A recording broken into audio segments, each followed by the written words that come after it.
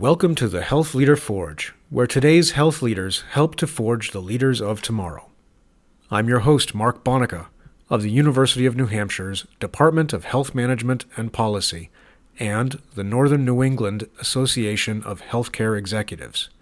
Our website is healthleaderforge.org, where you can find information about subscribing to the podcast, links and information related to the episode, as well as our complete archives. Today's guest is Kevin Donovan, the CEO of Mount Ascutney Hospital and Health Center in Windsor, Vermont. Mount Ascutney Hospital is a critical access hospital in rural Vermont, and in this podcast, Kevin explains the role the hospital and hospital CEO play in a small town where it is the largest employer and major part of the social safety net for the local community. Mount Ascutney is such an important part of the community fabric that it won the American Hospital Association's Foster G. McGaw Prize for demonstrated exceptional commitment to community service. Mount Ascutney Hospital and Health Center made the strategic decision under Kevin's watch to become an affiliate of the DartmouthHitchcock health system. We discussed this critical decision and how it was essential to the ongoing success of the organization, but also, surprisingly, how a small, rural community hospital contributes value through its affiliation to one of the country's best-known research and teaching hospitals. One would expect the relationship to be one-sided given the size and influence of Dartmouth-Hitchcock in northern New England, but it is clear from our conversation that the relationship is a win-win for both organizations. As regular listeners will know, after many interviews, most senior healthcare executives seem to come to the field through trial and error, almost discovering their destiny by accident. Kevin is one of the few I have interviewed who knew from the time he was a young man that he wanted to be a hospital CEO, and through dedication and hard work has accomplished that goal. We conclude the podcast with a discussion of leadership and mentorship, and Kevin gives advice for early careerists who want to follow his path. I hope you enjoy this podcast. Don't forget to leave us feedback on iTunes, Stitcher, SoundCloud, or wherever you may be accessing this podcast. Also, you can find us on Twitter at the handle @HealthLF. That's @HealthLF. Thanks for listening. And here is Kevin Donovan. So welcome to the Forge, Kevin. Thank you. Thank you for inviting me to do this. You went to Syracuse University, where you earned a Bachelor of Science in Information Studies in 1992. Why did you go to Syracuse and why Information Studies? Sure. So Information Studies, because I in high school had taken some programming classes, actually, and so I applied to Syracuse for management. And they actually, based on some of the computer classes I had taken, were starting a new program in information studies, which is really the management of information systems. And so they accepted me and then approached me about enrolling in this new school as opposed to just going the traditional management route. And at the time, it just seemed like an exciting opportunity to kind of be in on the ground floor. So I think I was actually the first class that went through 4 full years of that program at Syracuse University. So kind of a unique opportunity. In terms of why Syracuse, my family is originally from upstate New York. Okay. And so I knew that I had to be, at the time I was living in Massachusetts, and I wanted to be not too close to home, but not too far from home. And I wanted a big school and probably an active sports program to watch, not participate was intriguing to me too. So really I think it was the combination of the location, the type of school I wanted, but then the unique opportunity to have a different program that I might have been thinking about. So you graduated, this was not a healthcare specific field. No, not at all. So when did you know you wanted to go into healthcare? So, I joke about this all the time, and I tell people that I'm probably the only person you've ever met who grew up wanting to be a hospital CEO. Really? Yes, and that's actually a true statement. At first I wanted to play for the Red Sox, but I think I figured out pretty early age that wasn't going to pan out.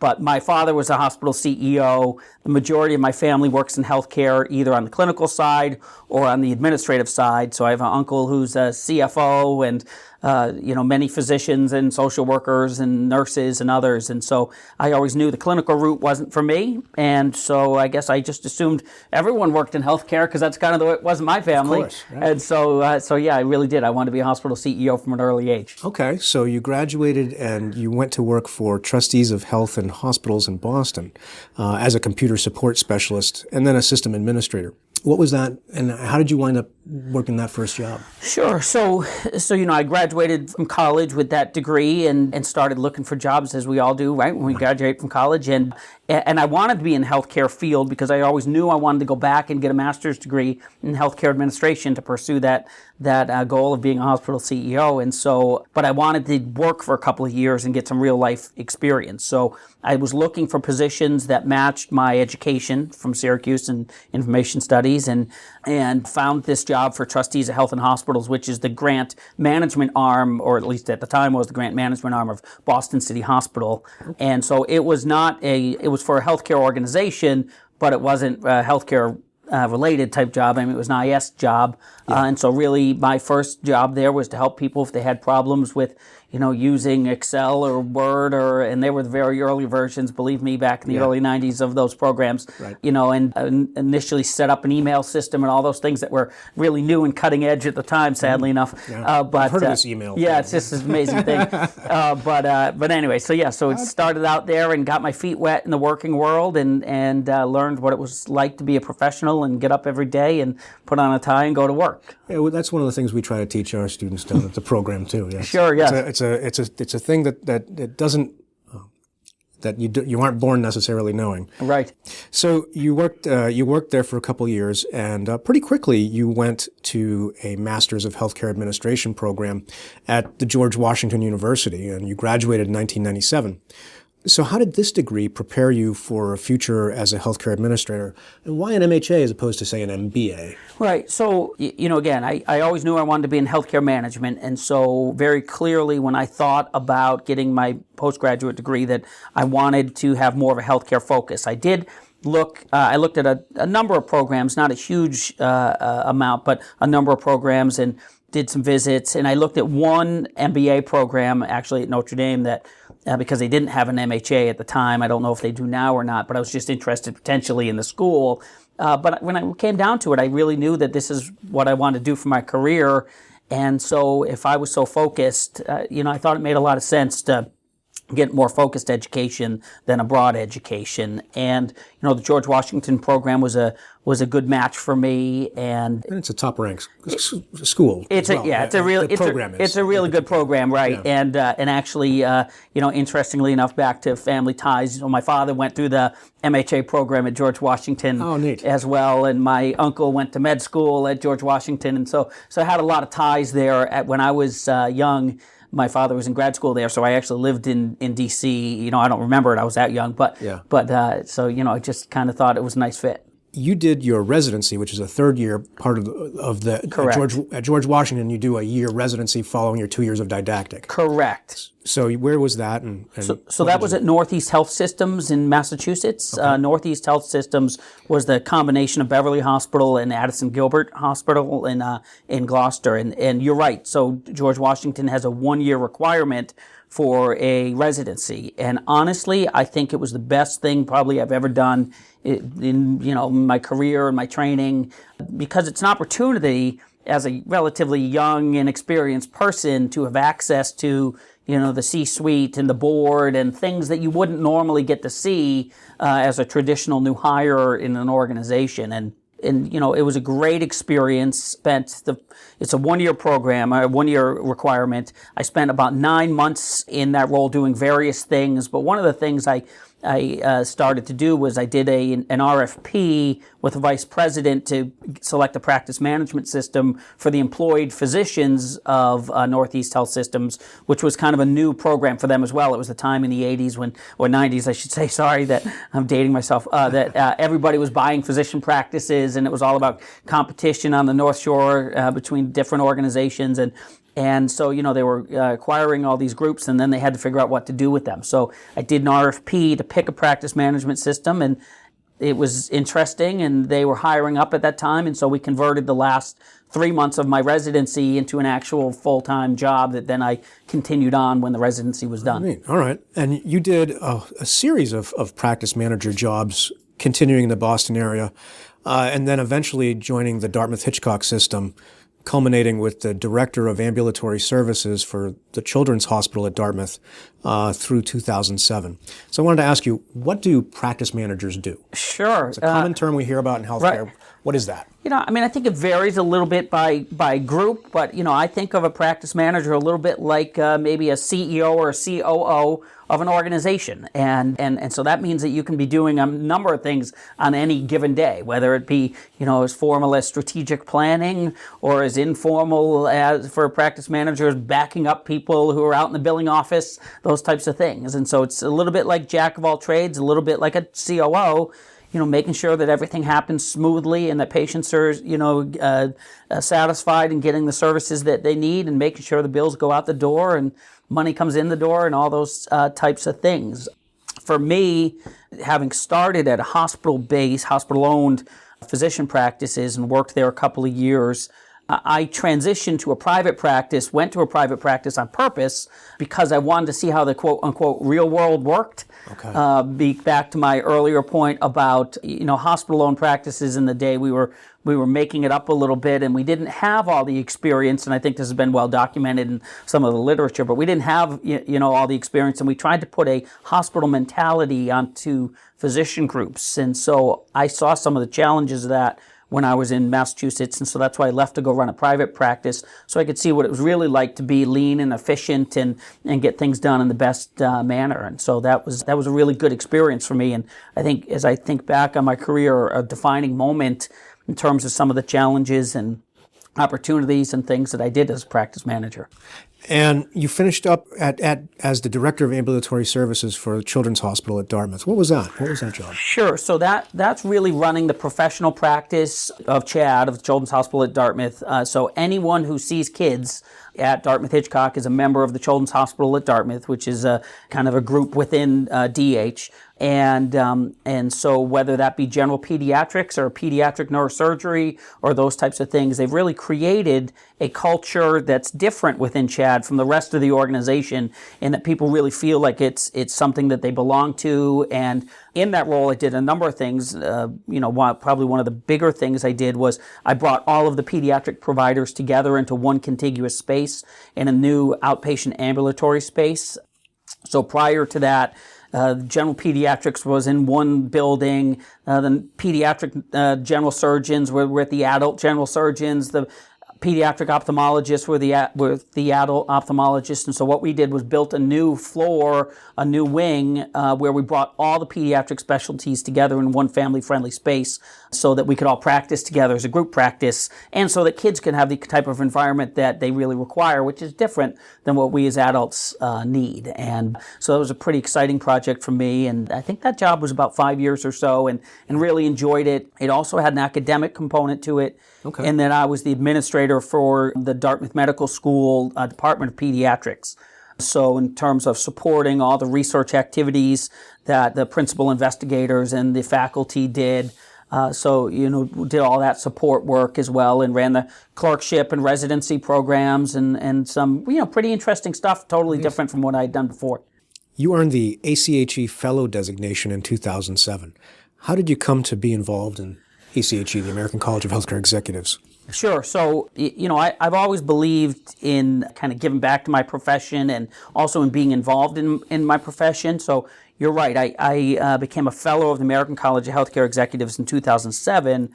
And I did that because my career at the time, where I had kind of taken a detour from my original goal of being a hospital CEO to getting involved in physician practice management, I made a purposeful decision that I wanted to get back to my original goal, which was to be the CEO of a community hospital. And so I started to think of ways to get back on that track, if you would.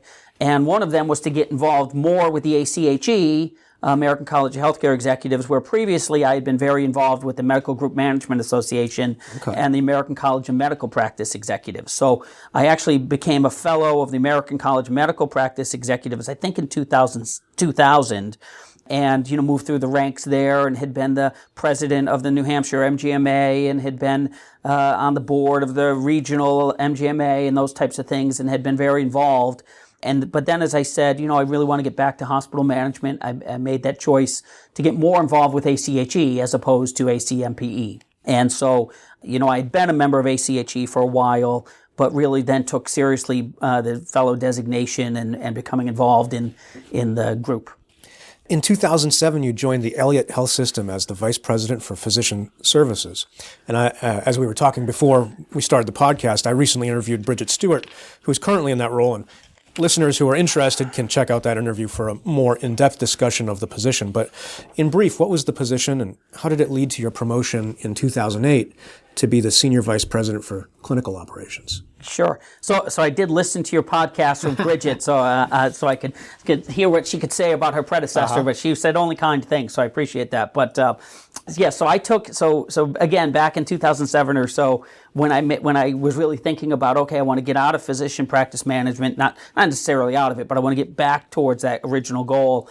I had went around and networked with people who had made a similar jump, or people who had were working in the hospital field, and through some connections and those types of things, got hooked up with the Elliott Health System at the time that was hiring a new position, which was the Vice President for Physician Services. And so I went there and took that position, and it was really to run their employed physician groups, but also the cancer center that was part of the organization, and to be a member of the senior leadership team. So it gave me, insight and input into more than just the physician provider side of things, but into the whole health system operations. And the time when I went there, one of the big goals of Doug Dean, the CEO, was that they had about 60,000 people who had a primary care provider in one of their employed physician groups.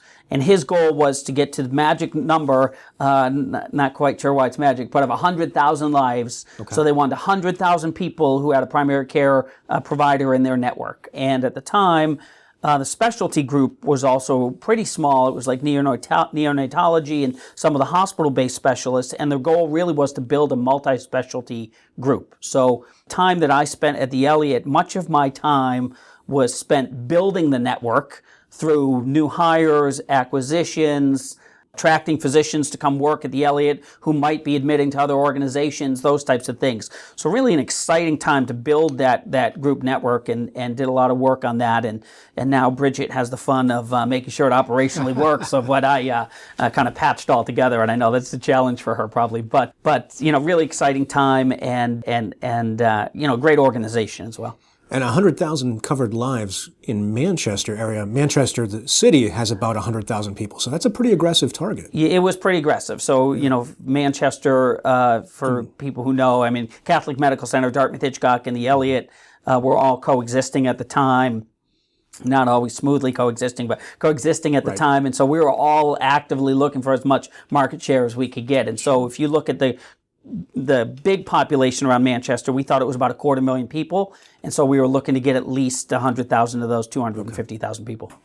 You transitioned to be the Senior Vice President for Clinical Operations.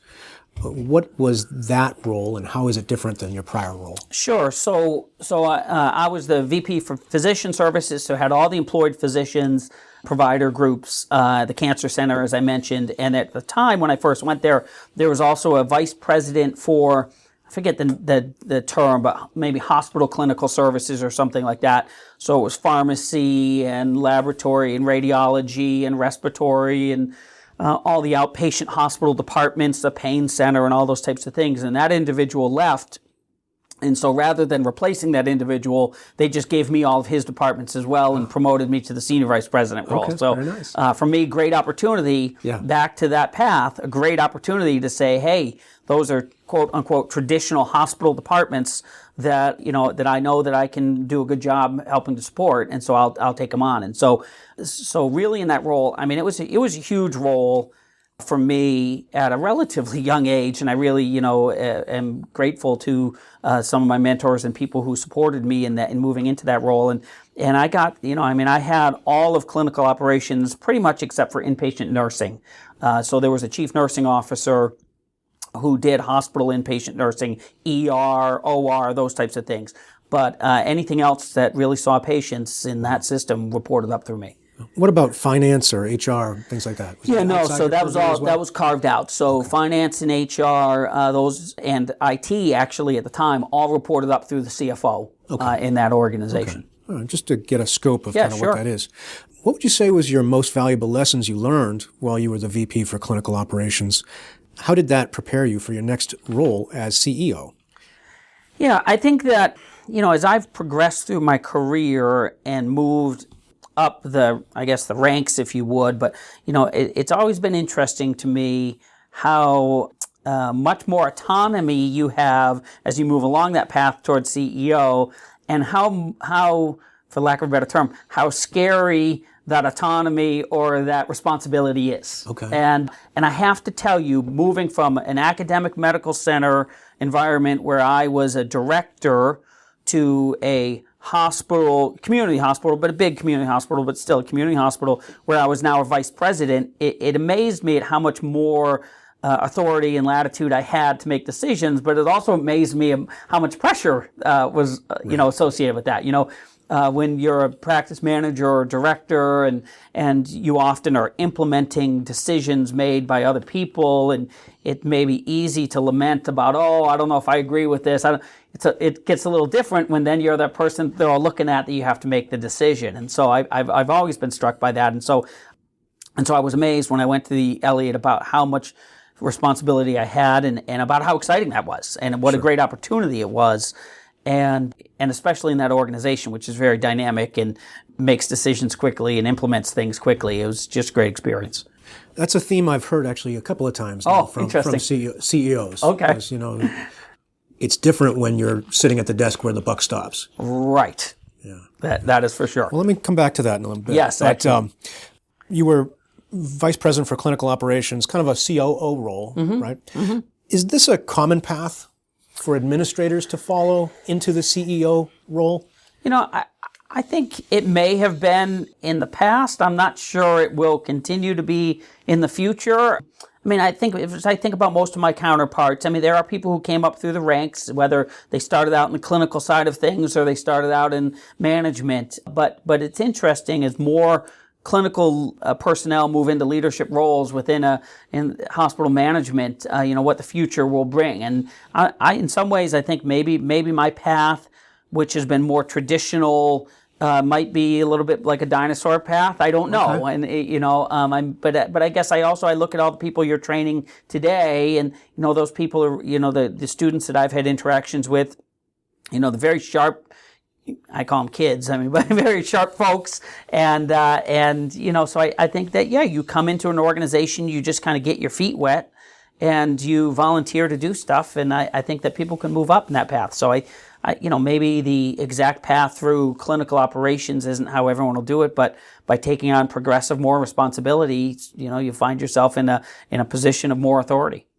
In 2010, you left the Elliott and you took on the role as President and Chief Executive Officer for the Mount Ascutney Hospital and Health Center, where we are today. Right. Before we talk about the hospital itself, can you tell us a little bit about where Mount Ascutney is and what makes it unique? Sure. So Mount Ascutney Hospital is in, the main campus is in Windsor, Vermont. So Windsor's kind of center of the state of Vermont, but on the border with New Hampshire, so about 10 miles or so from Claremont, New Hampshire. And then we have another location of Woodstock, Vermont, where we have an ambulatory care center where we provide a number of services. And that's probably about 15 miles from here. Very different communities. So Windsor is more of a blue-collar working town, traditionally was a mill town and had a lot of industry. Woodstock is much more of an affluent, almost second home, or definitely a second home, kind of resort town, if you would. And so very different populations that we serve, but all that have that common bond of loving to live in Vermont and the outdoors and those types of things. Hospitals are often a major economic engine for smaller towns. Coming back to the kind of the community as an ecology, how do you, as the CEO of the area's hospital, interact with the business, nonprofit, and government leaders in town? Sure. So you're right. I mean, we are by far the largest employer in this town. I actually would love if that weren't the case, because the demographics of our community would be a little bit different. But if we have probably around 500 employees, we are by far the largest employer. The Simon Pierce, which is glass blowing and a restaurant and other types of things, are in town, but maybe they employ 75 people or so. So very much our organization is looked at as a vibrant part of the fabric of the community and employs so many people and then brings in so much money in terms of supporting families and people who are working, and then which support stores and all those types of things, that it's important to be a good part of the community and civically minded. And so I'm involved in a number of ways. I'm a member of Rotary, and so I have been for probably the last 6 years or so, and was the president of Rotary, I guess, a year and a half ago, and very active in that organization.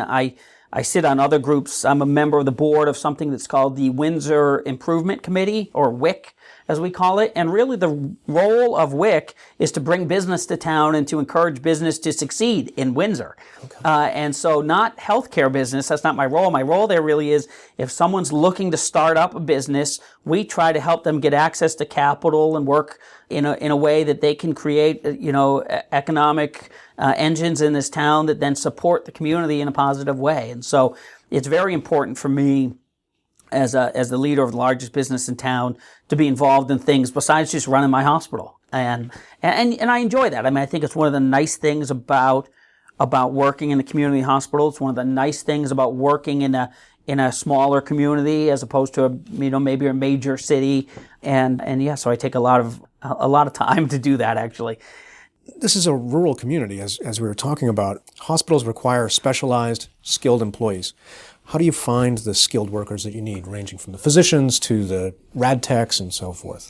That's a real challenge here, and I know that recruitment and retention are a challenge everywhere, and having worked in larger cities like Manchester and at major centers like Dartmouth-Hitchcock and being in Massachusetts for a while, you're always focused on recruitment and retention. But recruitment and retention here in a community like Windsor, it's a little bit of a different story, because first you have to find someone who has kind of the idea they want to live the lifestyle that people live in Vermont, and that's important to them. And so that narrows down the candidate pool, if you would. And then, we as an organization in a rural community, we're not an organization that can afford to pay top dollar for every specialty or for every employee that we have. And so, we can't compete solely on compensation either. So it becomes a real challenge looking for the right type of person who wants to live in this type of environment, who maybe money is not the driver for them, or I should say money will not be the driver for them, and that really, above all, appreciates that sense of community that we can provide, and the fact that you can take care of your neighbors and friends and colleagues, and that you really you get to enjoy what it's like to live in small town America. And that's really what I feel like this is like. And so it does become a challenge. I know that we have hired some people over the last couple of years who they have thought that that's what they wanted, and they've moved from major cities, or they've moved from Massachusetts, and then they come up and they might stay a year or two, and then they find out, I guess I really do need a movie theater closer than 40 minutes away, 30 minutes away, and so sometimes those people leave, and that can be upsetting to the local community. And I know that right now, and all communities are struggling with this, but we're struggling with the fact that physicians don't come to town and hang up a shingle anymore and stay forever. We just had a physician retire who had been on the medical staff here for 40 some odd years, was an institution in the town. And there are some people who are upset because physicians come and go now every 5 or 6 years. It's become, more of a job where they can, be transitioned to new roles than it used to be. And so, it's a real challenge that we're always working on. But the key is finding somebody who really knows what it's like to shovel snow at 6 a.m. so you can get to work, and somebody who really knows what it's like to live around here, and which is great. And then the other part of that is that, we as an organization and employer we need to know that we recruit people who are interested in work-life balance. That's why they come here, right? Okay. And so if we're going to recruit someone because they're looking to ski or pursue outside activities with their kids, we need to create a culture that supports that. And so we worked really hard to do that in terms of, supporting people to have more of a life than just work. And I think that goes back to, we talked about compensation before. I think some people are happy to take a job just for the money and just work all day long. But people who come here, they get a fair wage, but they also want to know that they have a life outside of work. And so we respect that as an employer, and we try to find ways to support that. What is the general organizational structure of Mount Ascutney Hospital and Health Center, and kind of who are your direct reports? Sure. So pretty traditional organization chart. So Chief Nursing Officer, Chief Medical Officer, which was actually a new position I created about 5 years ago that had not been here. Chief Operating Officer, who really runs support services like things like dietary and environmental services, but then also runs the physician practices. So kind of, back to my experience kind of coming through the system, it's just a unique individual who's said, yeah, I'll take it. I'll take anything on. So he has a real unique background. Also, Chief Financial Officer, the Director of Quality and IT is a combined role here, which I think is pretty unique. But we happen to have a very skilled person who's a nurse by training, but during the whole transition to electronic medical records over the last 10 years or so, really moved into that realm and also has a quality background as well. So we have a combined role of quality and IT, which is unique, and we're very fortunate to have that individual. And then HR reports to me as well as development, so fundraising. Okay. Oh, fundraising. Okay. Yes. All right. Based on your website, the hospital and the health center have 6 subordinate organizations. First and foremost is the hospital. Then you've got an employed physician provider network, inpatient, acute rehab program, skilled nursing facility, assisted living facility, and a grant foundation. Let's talk a little bit about the hospital first. Mount Ascutney is a critical access hospital. I've talked about that with a number of guests, but for people who haven't listened to those prior podcasts, can you kind of briefly tell me what that means and why is that important? Right. So critical access hospitals were created, I think, in the mid to late 90s, really the craze around here of people turning into critical access hospitals. They're organizations which are critically important to their local communities.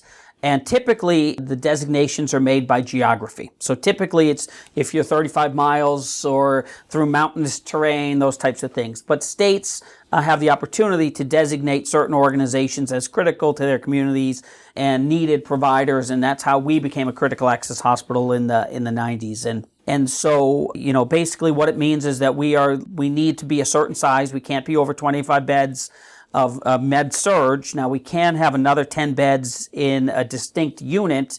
We'll talk a little bit about that. So we do have our inpatient acute rehabilitation program as well. But we need to be 25 med surge beds. We need to have an average length of stay of 4 days or less. Okay. And that means that we get cost-based reimbursement for Medicare. And it used to be 101% of allowable cost. It's now 99% of allowable cost, which is an interesting thing for people who haven't worked in critical access hospitals before. I think they think, in a PPS hospital, you might think, they can just spend what they want and get reimbursed for their costs. No, it's allowable costs, and then it's even only a certain percentage of your costs. So it still can be pretty challenging to run in that kind of an environment. What's the share of the hospital's patients that are Medicare and Medicaid? Yeah, so I talked about our demographics a little bit before and the fact that a lot of industry has left this area. And so, we really rely on governmental payers here. So in the last month that I saw, we were 58% Medicare and 14% Medicaid. And then we're about 3% no pay or self-pay. Yeah. So 3 out of 4 people that we take care of have, no ability to pay us, or they're governmental payers, which pay us less than our costs. Medicaid program in this state pays us about 50 cents on the dollar. So when you look at it, we only have 1 out of 4 people that have private commercial insurance that we take care of. So it makes that ability to cost shift very tough for us. And, that's our community. So that's who we live to take care of. That's who we live to serve, and that's who, we do a great job doing that. But it does necessitate, based upon our payer mix, that we're a pretty lean organization and take cost control and being efficient very seriously here, or else we wouldn't be able to keep the lights on. You operate, you mentioned distance and geography as being one of the determinants of a critical access hospital, but you operate pretty close to one of the largest hospitals in the region, Right. which is DartmouthHitchcock, Sure. Which I was just up visiting with Karen Clements the other day at. Why does Mount Ascutney need to be a bedded hospital, and why not just drive over to DartmouthHitchcock? Sure. So I always say to people, being that close to Dartmouth-Hitchcock is both a blessing and a curse. You know, it's to be on the negative side of things. It's a curse because you're right. Someone can say, well, why would I need to see a cardiologist in Windsor when I can see one of the top 50 cardiologists in the country, 30 minutes from here? And so that is a challenge for any organization and for ours. Now it's a blessing because it also means that we can focus on the things that we want to focus on, do them well, and then partner with Dartmouth-Hitchcock for the things that we can't provide. And so we as an organization for many years now, long before my tenure here, but definitely within my tenure here, we have really thought about how can we make the most of our geography and that relationship with Dartmouth-Hitchcock or the proximity, and how can we focus on certain things that we can do better than them, and then rely on them for the things that they can do well. And so what are some examples of that? Probably the first among those is primary care.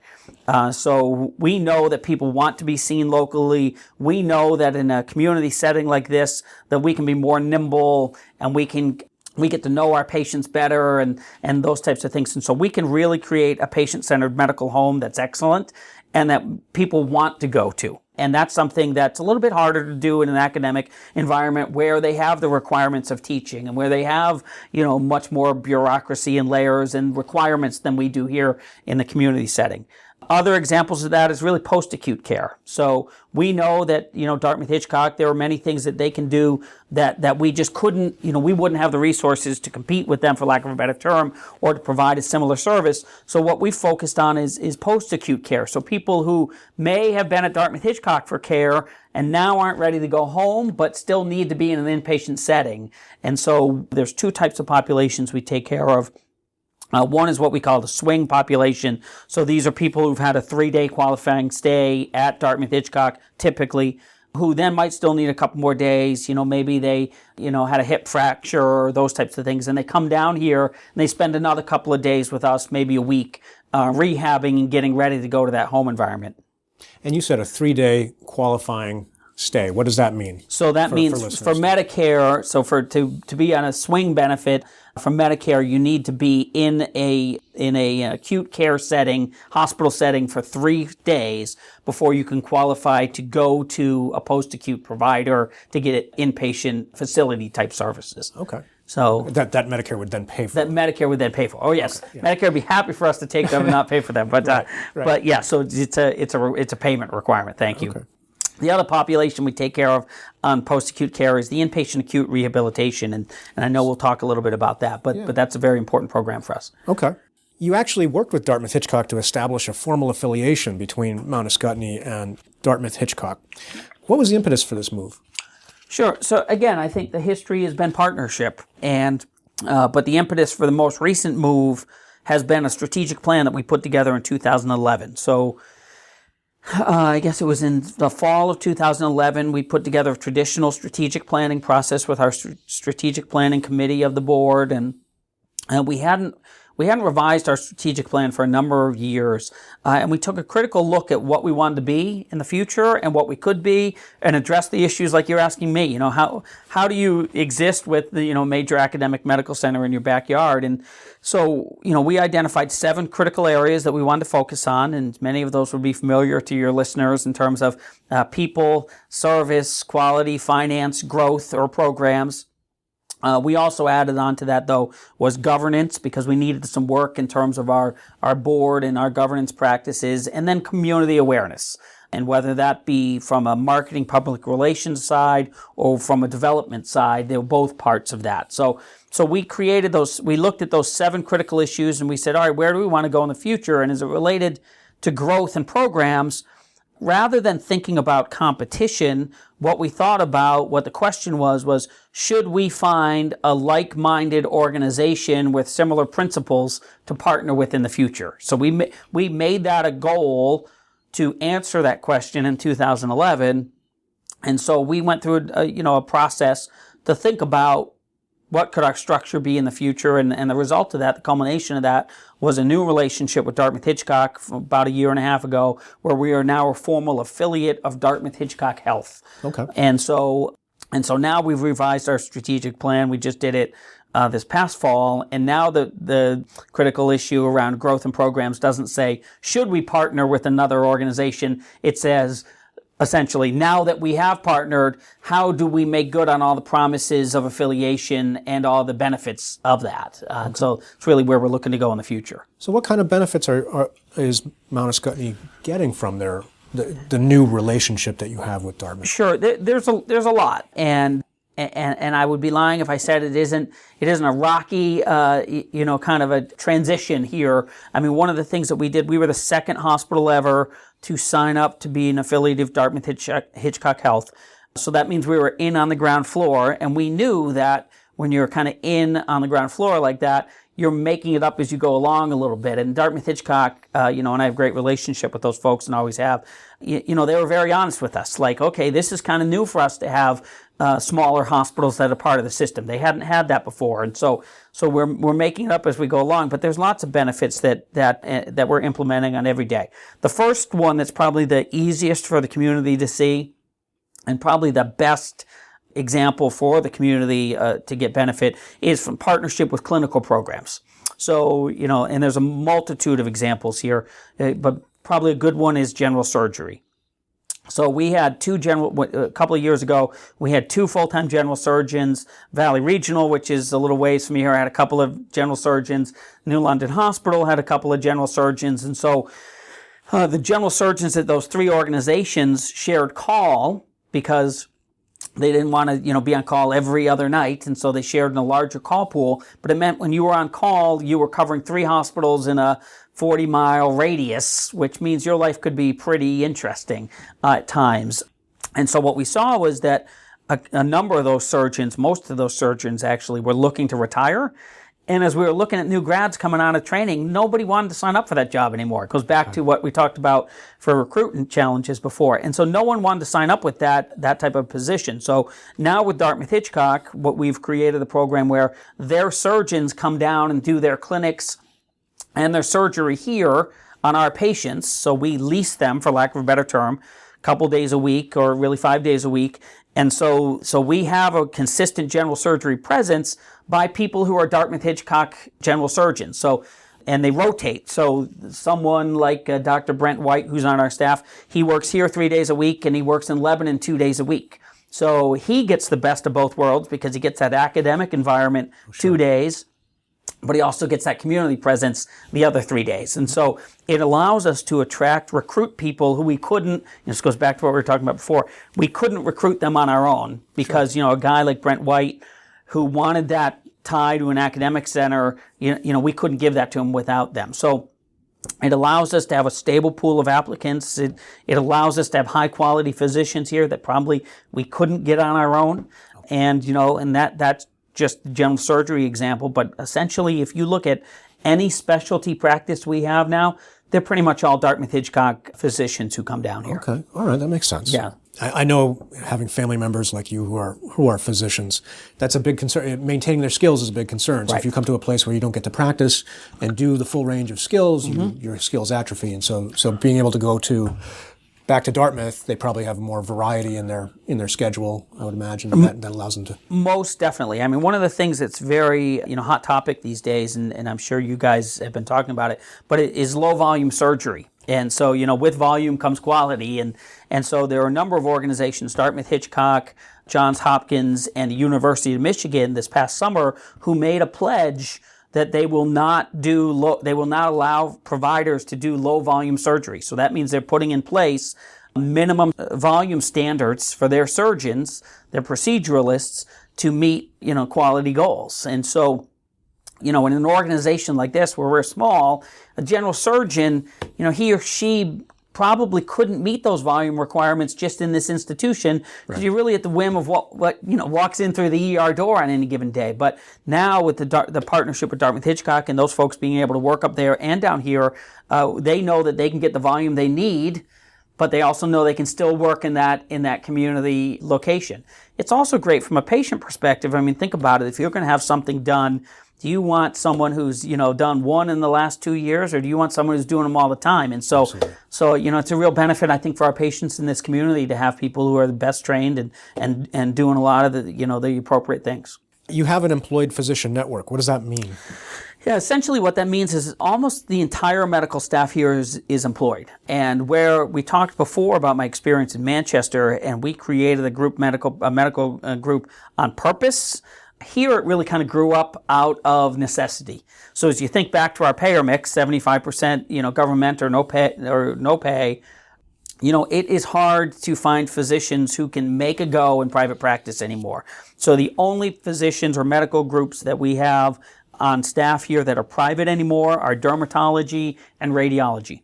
Every other specialty, all of primary care, are all either employed by us or leased by us from Dartmouth-Hitchcock. So that really means that we have the financial responsibility to make those practices sustainable, and it's part of the overall mission. But it does mean that we need to be very selective, back to some of the earlier discussion, selective about what we do, whether it makes sense clinically, whether it makes sense financially, and all those types of things. But it does mean also that, all those provider groups are administratively integrated with us.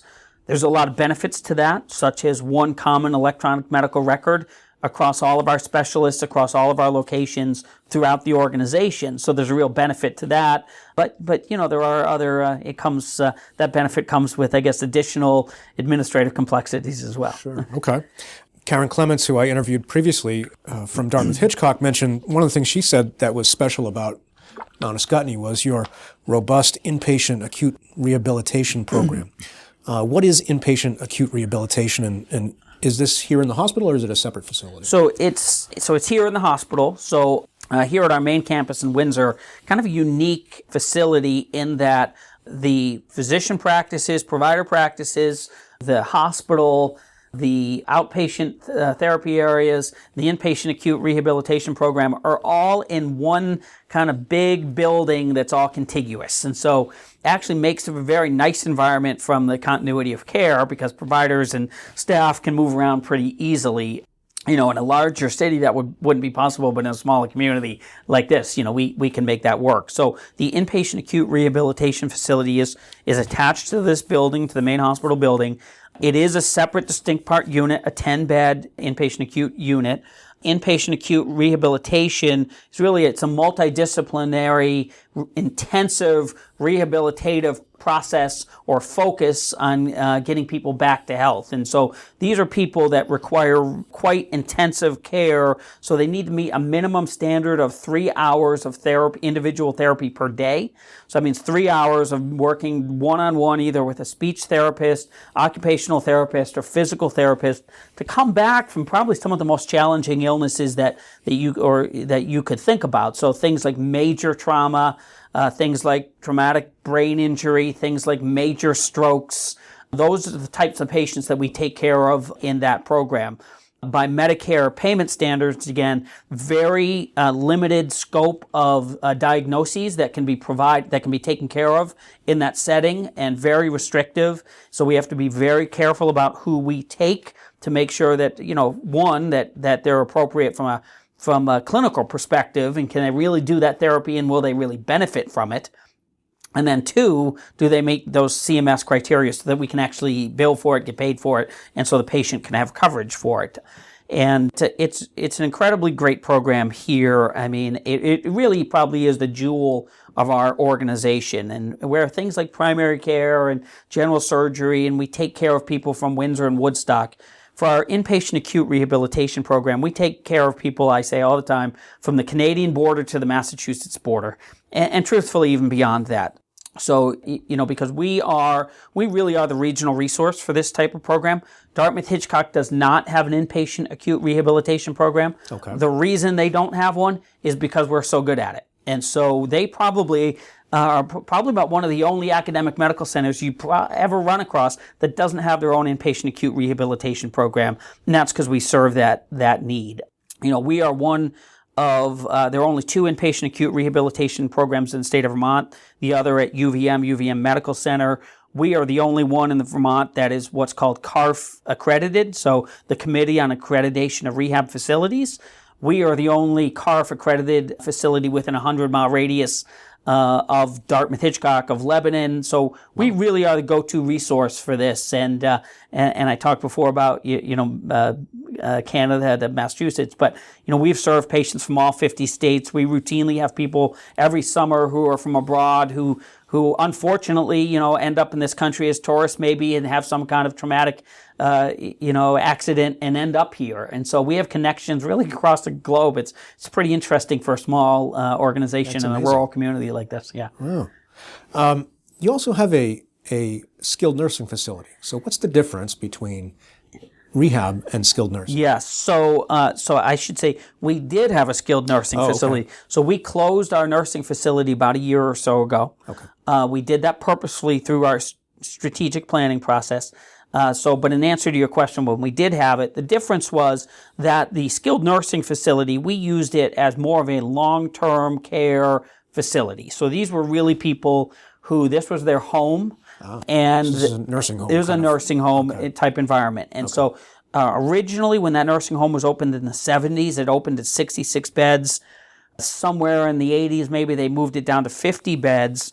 But those 50 beds were in semi-private rooms, and so shared rooms. So prior to my arrival, they had moved it to 25 private rooms, so 25 nursing home residents in 25 rooms.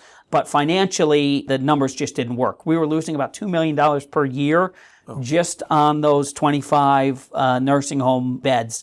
So we partnered, there's a private nursing home in town, and we partnered with them so that they could focus more on the residential care, and we would continue to provide the geriatric medical coverage.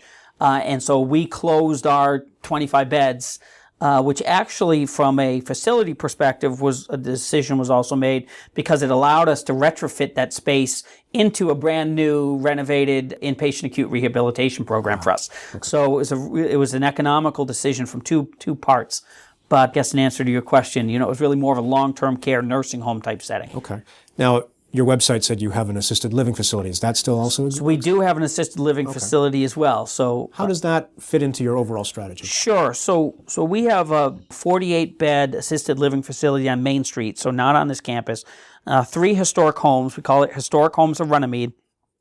So these were 3 very historic, huge mansion-type homes that were in disrepair, had been run down. And so we bought them, we rehabbed them, and we turned them into assisted living. And there's 3 levels of care in there, from very independent to much less independent. And people can move along that continuum between the 3 homes. And so it fits into our mission in many ways. I mean, it fits into the mission of this is an ability of being the biggest, organization in town, of helping support the town, of renovating those 3, downtrodden facilities right on Main Street, right in town, which were great buildings, but had no use. So, and it also helps from the, kind of our mission of providing services to this community. And our mission actually is to improve the lives of those we serve. We've purposefully made that much broader than just to provide healthcare or hospital services. And so, it fits into that now these are seniors who have active, vibrant lives, living close to Main Street. They can walk around to restaurants and shops and stores, and, they can get easy transportation here to the hospital to their primary care provider. We send our providers actually down there to do home-type visits, and the integration just really works from taking care of people in our community and ensuring that the community is strong and people are healthy. And so it's been a really nice partnership that has been ongoing. And the challenges of that industry or, of assisted living can be tough at times as well. But again, we're helping people who are our community members and helping them lead active, healthy lives. And then finally, you have a grant foundation. What is the function of the grant foundation? Sure. So that one's a little bit different, and so that is a separate 501c3 that is actually held under the hospital license, but under the hospital organization. But I think that goes back to that mission that we just talked about. So it goes back to improve the lives of those we serve. We see ourselves as needing to do much more than just provide traditional medical services within the four walls of a hospital. And so, we do things like we run the community giving room. That means that, that's people who don't have clothing and they need to get clothing. So they go to our building down close to Main Street to the Windsor Connection Resource Center, and they go to our giving room and they get clothing for their family. We provide, free computers where people can get online and get access to the internet if they don't have computers in their house. We bring in social services agencies from all over the place to come into this particular building, the Connection Resource Center, and provide services to clients that might not be able to travel to get to them. And so, we do a lot of things like that traditionally might be a little bit unique for a healthcare organization. We provide the school nurses. We help with after-school programs. We do, we engage in ways that are just a million different ways that we engage the local community to help improve their lives, which, we do through a number of ways, but one major way we do it is we seek grants to help support these types of activities. And so whether it be smoking cessation or whether it be when we do a ton of work in the schools with kids on substance abuse and, not smoking and, not abusing alcohol and drugs and doing, after school programs with them again so that they have a place that they can go rather than go hang out and get into some risky behavior. So we are always seeking grants and cobbling together kind of ways to improve the community through that grant foundation. Right now, probably, maybe $500,000 to $750,000 of grants that run through that. With a couple of years ago, we were all the way up to about $1 million a year, which is, for a $50 million a year organization, that's a big number for us. It is, yeah. And we really make those resources go a long way as well. You're the CEO of Mount Ascutney. What do you do for the hospital and the health center? And kind of what is a day in the life of Kevin Donovan like? Sure. I don't know how exciting it is, but, I do a little bit of everything. So, we talked before about being a practice manager and about doing a little bit of everything. Part of the reason I was always attracted to healthcare and part of the reason I wanted to get back into community hospital setting is because I do feel like on one day I can do a little strategic planning, the next day I can do a little finance, the next day I can do a little operations, the next day I'll do a little marketing, so I love the fact that I get to touch a lot of different things. I did see, interestingly, recently, a survey that said 42% of any CEO's time is spent dealing with human resource issues. Okay. I would probably say it seems more like 70% of the time. I think that's really because the job of a CEO in many ways is to interact with people, whether they're internal customers, external customers, so what's a given day like for me? Very seldom is there a day that I spend all my time within the four walls of this institution. Typically, my day might start with maybe a meeting at Dartmouth-Hitchcock or some kind of discussion with other community hospitals in the area where we're talking about partnership opportunities. Might make my way back here to the organization and have some internal meetings on back, joking, but back to about marketing meeting or advertising, and then might do a little recruitment, and then head out to a Rotary meeting or to a community meeting, thinking about how to engage, people in town. And so, very different types of things that I do. Part of the reason I love it is because it is so different. I do sometimes feel like I'm running around like crazy, but I feel very fortunate to have the job I have because it's enjoyable and I get to do a lot of different cool things.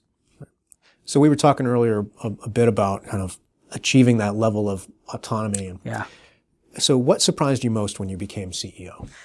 I think back to that conversation we had, the fact that by virtue of sitting in this seat, I think people expect I know people expect a certain level of performance and knowledge on a wide variety of issues. And so back to that progressive autonomy and progressive responsibility that we discussed, I can remember being here very early, maybe my first week or so, sitting right in this office where you and I are sitting and having to make a decision at this table with three other people oftentimes decisions aren't black and white, and it was like, okay, so then they're all looking at you like, well, what's the decision? And there's that comfort of being a director or vice president or whatever, where you feel like, okay, I can feel free to say, well, I don't think that's going to work.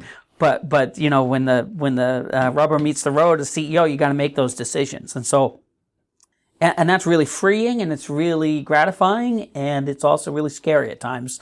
And I think you get more comfortable with that as you are used to being in the role. So, I've been a CEO for about 5.5 years now, and I'm more comfortable with it. That being said, I don't think you ever completely get comfortable with it. But yeah, so I think that's probably the biggest thing I remember. The other thing I joke about this sometimes too is, it used to be like I would write a memo and send it out to my colleagues and say, hey, give me some edits on this, and I'd get all kinds of edits. And now, sometimes I send it out and say, hey, give me some edits on this, and you get back like, looks good, and it's like, oh, so all of a sudden, now all of a sudden I'm a brilliant writer because I'm CEO. So, so I joke with people about that, and I think, we've developed a really good team here where we, sure, I'm the CEO, but I mean, we're all equals. We're all trying to do the same thing.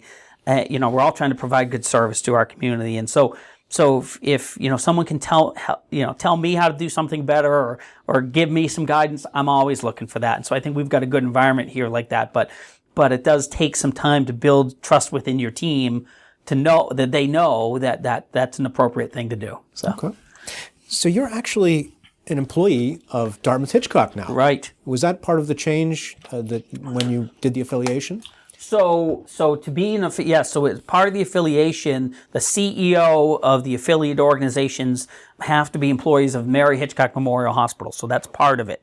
So I am, much like the physician staff we talked about before, I am leased, for lack of a better term, to the Mount Ascutney Hospital as the CEO. Okay. I'm responsible to the board of trustees of the Mount Ascutney Hospital as my primary supervisor, employer, and so I always say I like that because I know who can fire me, and I know who my master is, right? And so my master is the local community to do what's right for the local community. And but yes, I am a Dartmouth-Hitchcock employee, and that's a model that they put in place a number of years ago where they.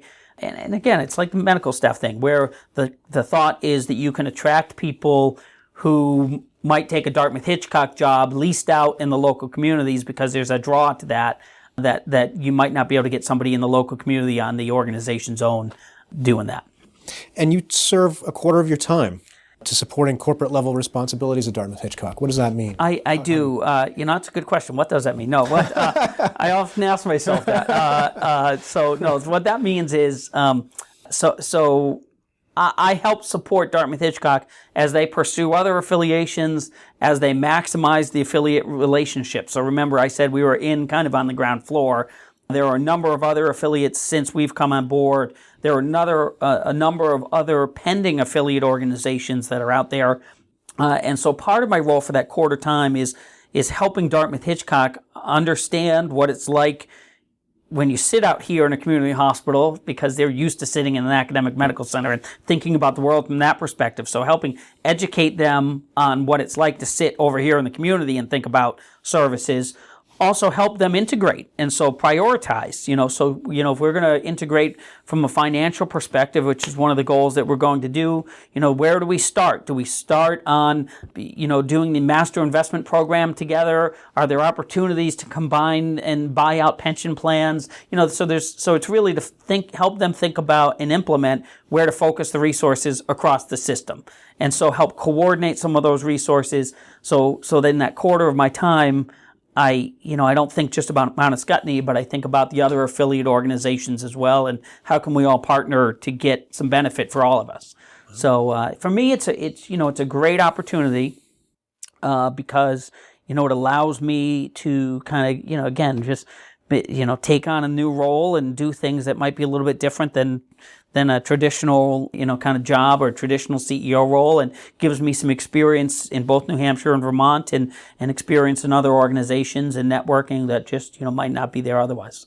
That's great. You mentioned the board. And, yes. and so Mount Ascutney has its own board. I wanted to ask you about that, given the affiliation arrangement. So you report to the board. Can you tell me a little bit about How do people come to be on the board? What is the function of the board? How is it constituted? Sure. So great questions. So I talked before about our strategic plan. 2011 talked about some governance work. So we had a lot of work to do on improving our governance processes as well a number of years ago, and we've worked really hard on that. We have a governance subcommittee of the board. And so we want to make sure that we are, best practice and progressive and doing all the right things. And so the board is a 15-member board. So we are, I guess back up. So we are a 501c3, not-for-profit, independent, maybe not independent, but community hospital. We have ceded reserve powers to Dartmouth-Hitchcock Health. So what that means is that we are our own organization and our board makes decisions. And our board is entrusted with the resources of this organization to provide services to our community. But we've ceded these reserve powers to Dartmouth-Hitchcock in that they have certain powers that they can say, okay, I know the local board approved that, but we, from the system perspective, don't think that makes sense. So, and what's a real life example of that? Well, if we did something crazy and we said, we're going to start a radiation oncology program and buy a linear accelerator, Dartmouth-Hitchcock would be like, yeah, no, you're not. Okay. And it's interesting because as we talk about this, and we did have a lot of discussion about this when we entered into the relationship, it's not like we make decisions in a vacuum and then we pass them up to Dartmouth-Hitchcock and they, check them yes or no. I mean, it's the whole idea behind the affiliation is partnership and collaboration to improve services. And, so the Dartmouth-Hitchcock, they have limited capacity. And, you talked before about why not just send people up to Dartmouth-Hitchcock. Well, because they have a limited number of resources and beds. So what they're always looking to do is get people out, transfer them here so that their beds, they can have availability to take the sickest patients. And so, back to those swing patients that we talked about before. And, so on any given day, I mean, there's probably between our inpatient acute program and our swing program, there are probably 27 patients here in beds that at one point in time or another had been at Dartmouth-Hitchcock admitted and now have stepped down to Mount Ascutney. And so it's all about partnership. And so it's all about talking together about how to make it work.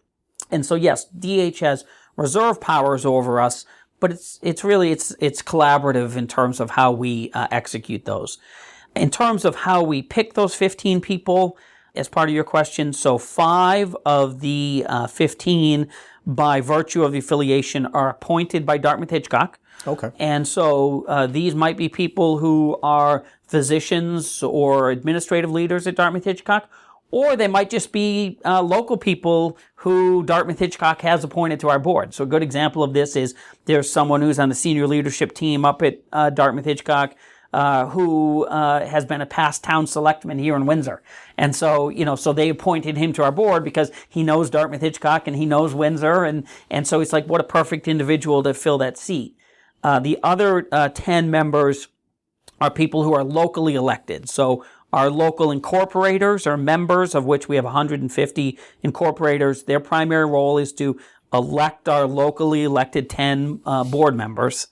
The role of the board is to govern, not manage the organization and the resources, and to make sure that we're meeting our mission and that the CEO and his or her executive team are doing the right things and achieving good quality and access and financial stability and patient satisfaction. And we take that charge very seriously, and to think about strategically where are we going in the future, not to think about micromanaging issues of, okay, what's the employee benefit package going to be next year, but more to think, globally about what are the healthcare needs of the community, and you talked before about the Grant Foundation. So, approving the community health needs assessment and then the implementation plan for how we're going to engage our community on things that we find in our community health needs assessment are important. So, the last one, it was mental, dental, and transportation. And this one, it's about substance abuse. Fortunately, mental, dental, and transportation again. And so how to, ask global questions like, okay, so if behavioral health is an issue within our community, how are we thinking differently about meeting those people's needs, as opposed to getting into the weeds of, how much is Dr. Jones paid and those types of things. Okay. That was a long-winded No, answer. that's a great answer. Thank you. The big buzz in healthcare right now is population health. Yeah. How is Mount Ascutney Hospital contributing to the health of the community and engaging in population health? Sure. So, I think, population health is the buzzword, and I use it probably all the time too. But I think everything we do, everything we've talked about today, to me, in many ways, has a connection to population health. So whether it be primary care, where we're really trying to keep people healthy and well, whether it be the Grant Foundation, where we're really trying to engage people where they live and work, as opposed to making them come to the healthcare facility, or whether it be focusing on post-acute care, where we're trying to take people out of an intensive environment and getting them back to living a good, healthy, a life. I feel like all those things that we're doing are focused on population health. In terms of how someone might think traditionally, what are we doing? I mean, we're doing a lot of things. So, we talked about patient-centered medical home. We're the highest designation NCQA medical home that we can be. We work very hard to make sure we have good quality programs in primary care. We are part of an ACO, an accountable care organization in the state of Vermont. So Vermont's pretty unique in that it has an ACO that was created with all of the hospitals. So 14 hospitals came together, and a number of physician groups and other providers, and created an ACO, and also DartmouthHitchcock as well, an ACO, One Care Vermont. And so we are an active participant in that. I'm on the board of One Care Vermont in my role. And, so they're One Care Vermont has contracts, population health-based risk contracts with Medicaid population, Medicare population, and commercial insured population. So about 100,000 people, back to that magic 100,000 number, interestingly enough, but about 100,000 people in the state of Vermont are receiving their care through that population health vehicle, of which we are an important part. So about 5,000, maybe 6,000 people who we take care of, who have a primary care provider here, are in one of those three populations, and their care coordination and their quality and their finances are all part of that ACO. And so we've been focusing on being in on the ground floor of that too, knowing that partnership collaboration is key to the future of providing good, efficient, quality healthcare. The hospital recently received the American Hospital Association's Foster G. McGaw Prize for Excellence in Community Service. How is that connected to? Is that connected to the Grant Foundation? It most definitely is. I mean, that's the work that we do in the community, and so we did win that award a couple of years ago. Which, I'm not sure that people in the community fully understand how big of an award that is and how unique of an organization that we are, because we have had a rich history of working collaboratively with our community, which is great. And we love to do that. But so we won the Foster G. McGaw Prize a number of years ago, and it really identified us as the hospital that was best engaging its community on improving the health and wellness of its members. And I say to people, to give them a little context, the year that we won, the runner-up was Mass General Hospital. And so people always, that generally tends to get people's, attention. Got mine. Yes, exactly, and then I further joke and say, yes, I'm going to call the CEO of Mass General and give him a couple of pointers, but I don't think I appreciate that. Yeah, I don't think he'd take my call. But anyways, it means that, for a small organization, we do a lot. And they recently it was about a couple of months ago, we sent a couple of our board members to Chicago because they had the winners for the Foster G. McGaw Prize all come together for like the last 10 years, come together to talk about new and innovative, exciting ways that we're serving our community so we can take best practices and roll them out across the broader field of healthcare. And, the organizations all in that room were all billion-dollar, 1,000-bed hospital organizations, and then there's little old 35-bed Mount Ascutney Hospital right there. But they learned as much from us, as we learned from them. And I think it, again, it's the benefit of being in a small community where we see a need and we figure out how to stick some resources into that need, and you see people who have issues and could use some help, and you figure out a way to help them out with it. And so again, I think it's a little bit of what makes it special here, but it's very connected to all that grant community type work that we do. Well, let's shift gears and talk specifically about leadership. Sure. What makes a good leader, and specifically what kind of behaviors or characteristics?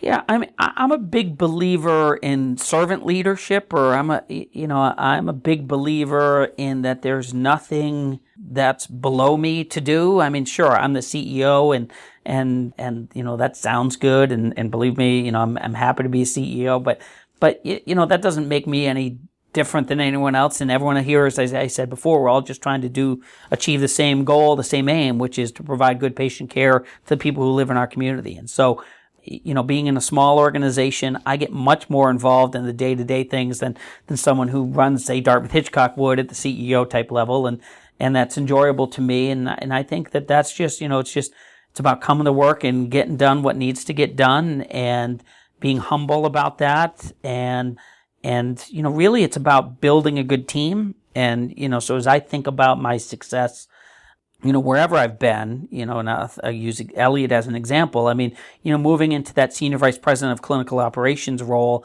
that was achievable and doable for me because I had really good department managers who really were dedicated and really, educated in their fields. And so what was my role? My role was to help them get done what they needed to get done for the patients. My role wasn't to tell them what they needed to do in the lab or in radiology. My role was to help them think critically about what could be done better and how to get them the resources to produce a good outcome. And so I think that, that's really how I approach my role here too is, I'm a facilitator. And as I've moved through my career, and most people see this, you become less of a doer and more of a facilitator as you progress. And so my role right now is facilitation, whether it's in a community or within this organization, and just to kind of produce a good outcome, whatever that be. What do you look for when hiring leaders and evaluating leaders? Yeah, those are great questions. Hiring leaders for me it's really about attitude. I'm the kind of guy, we spend a lot of time at work, and so I like to have a good time at work, and we work really hard, and we've talked about the fact, about you have to, and have work-life balance, and we spend a lot of time at work, and so it's got to be an enjoyable place. So, I want to make sure that I'm hiring people who have a good attitude. I'm hiring people who don't have an inflated, sense of self-worth in many ways.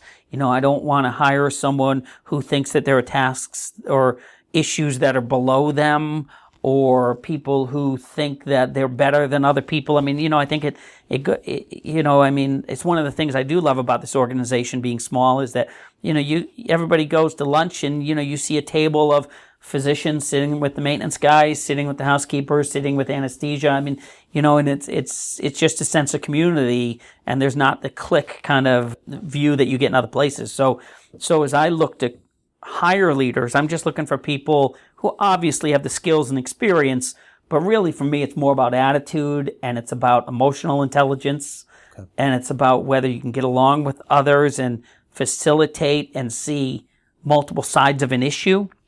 I've always thought that that's a particular strength of mine, in that, if I'm facilitating or negotiating with a couple of people, I have the ability to see both sides of the story and try to understand where there's maybe a common midpoint.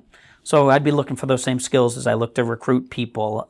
In terms of evaluation, obviously it's very important to make sure that the skills, so if you're a chief financial officer, you got to make sure you do the bond refinancing correctly, and all those skills are important. But again, I want to make sure that you have good rapport with your other senior leaders, and that you have good rapport with the employees, and that you have good rapport with the medical staff. And so as we evaluate every year, and we take performance evaluation here very seriously, and so as we do that, we evaluate not just your hard skills, like, the finance skills for a CFO, but also your people skills, and do things like 360s. And we spend a lot of time here working on trust.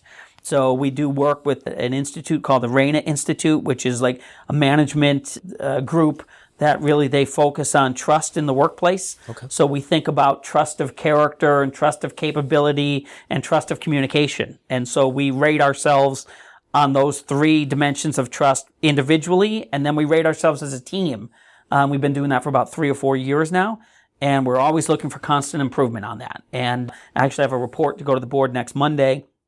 But we just did that, and our scores for the 3rd year and a half improved in those 3 dimensions of trust. And so, what does that mean? It means that if we trust each other to communicate, we trust each other that we're capable, and we trust that we're of good character, we can better function as a team to achieve the desired outcome.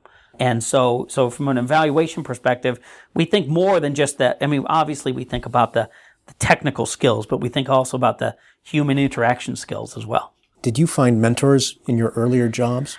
If so, how did they influence your thinking about leadership and about your career? Yeah, I've always tried to learn a lot from different people I've worked for or people that I've worked around. And some of those lessons I've learned have been positive lessons, and some of those lessons have been negative lessons, And so I've always tried to keep an eye out for what are the behaviors that I'd want to emulate someday, or emulate, right away, but, what would I want to emulate and what would I not want to emulate?